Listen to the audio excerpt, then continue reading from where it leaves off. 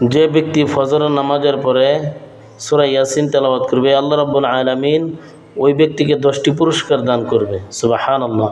ফজরের সময় বহুত বরকতময় সময়। ফজরের সময় আল্লাহ রাসূল সাল্লাল্লাহু আলাইহি সাল্লাম উম্মতের জন্য বরকতের দোয়া করতেন।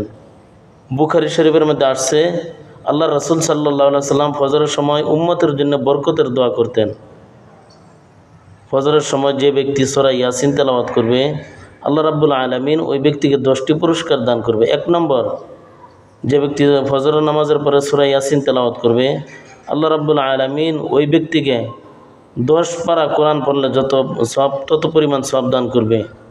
2 নম্বর পুরস্কার, আল্লাহ রাব্বুল আলামিন ওই ব্যক্তিকে দুশমনের দুশমনি থেকে হেফাজত করবে।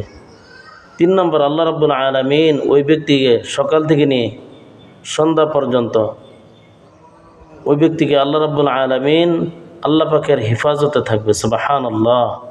ফজর নামাজের পরে একটি সূরা তেলাওয়াত করেন।